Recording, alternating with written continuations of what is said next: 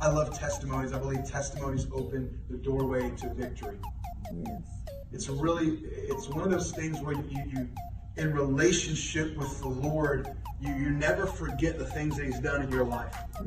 Because I'm telling you, it's a very valuable weapon when you're out and about and you're dealing, and the Lord highlights somebody or shows you someone or has you pray, and they're going through something that you've been through before. Well, you have a testimony that's now going to open a doorway for them to experience victory. Why? Because you're not in the grave.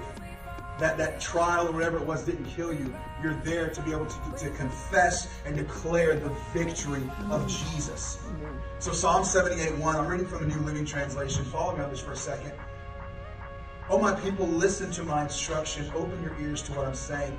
I'm going to speak to you in a parable, and I will teach you hidden lessons from our past. Stories we have heard and known. Stories our ancestors handed down to us.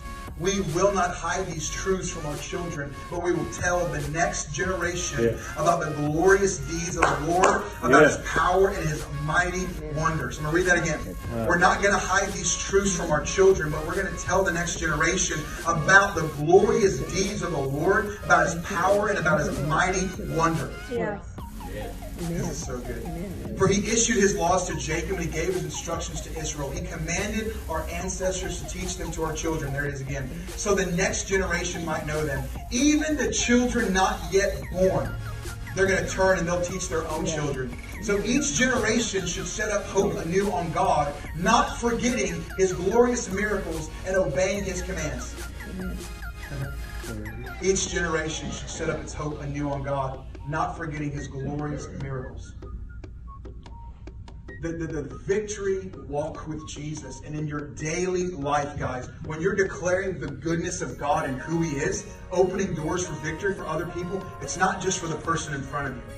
It's the individual who's not yet in the womb, who's still in the Father's hand, that's going to be there in a few months. You see what I'm saying? Like, you're declaring victory into a generation that's not even born yet. So like a generation that's not even here, that might not even be here next month.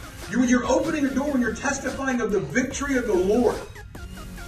You're prophesying into some mother's womb, maybe your daughter's womb, maybe your niece's, I don't know. You're prophesying into a womb and you're saying you will know the things of the Lord. Yeah. And you will not only know them, but you will live them and you will carry them out across the land so that America and the world will not forget who Jesus is. Yeah. How are we going to change the world? It's not by preaching sin and damnation and condemnation. It's by helping to raise up a generation who knows who Jesus is. Yeah, come on.